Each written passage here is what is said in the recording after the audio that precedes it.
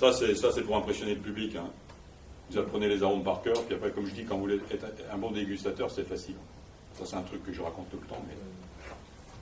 Vous mémorisez 15 odeurs susceptibles d'être trouvées sur, par exemple, le chardonnay. Allez, on y va. Hein. Le chardonnay, c'est un peu de pommes vertes, un peu de pommes mûres. Vous y mettez un peu d'abricot, d'amandes. Vous allez y mettre 3 touches de fougère, de machin, de cannelle, de trucs. Bon. Vous écrivez tout ça sur un petit papier et vous reliez avec une pelote de ficelle. Poche chardonnay. La poche pinot noir, c'est facile. Fraise, framboise, cassis, mûre, myrtille, machin, tac. La poche syrah, la poche cabernet, les petits côtés machin, poivron, etc. Vous allez en dégustation avec votre treillis aux 25 poches. Hein. Premier verre, premier nez.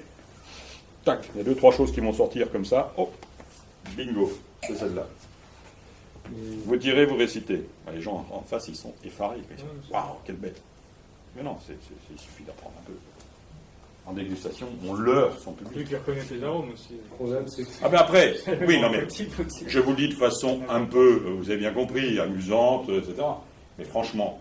Oui, il faut une connaissance derrière, mais là, il faut quand même sortir. Si le gars qui parle, il a une bonne tchatche, il est un peu médiatique et tout, c'est enveloppé, pesé, hein.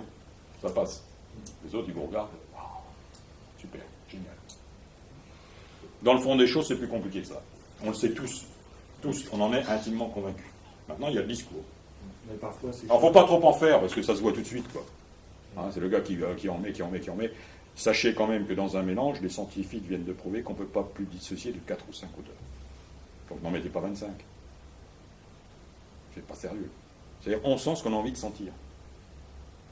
Oui, La preuve, c'est qu'en dégustation à l'aveugle, purement à l'aveugle, moi j'ai vu des gens mélanger le pinot, le cabernet, puis des pros, hein, parce qu'ils étaient partis dans une direction, et bingo, hein, ils y étaient. Et alors, évidemment, comme ils étaient persuadés que c'était tel cépage, ils ont trouvé tous les arômes du cépage. Et puis après, quand on leur soulève la bouteille, alors là, je peux vous dire qu'ils ne sont pas fiers, quoi. Mais des erreurs comme ça, on en fait tous. On part dans une direction, on est persuadé que... Et hop, on y va. Hein. Et puis on s'enfonce à chaque fois un peu plus.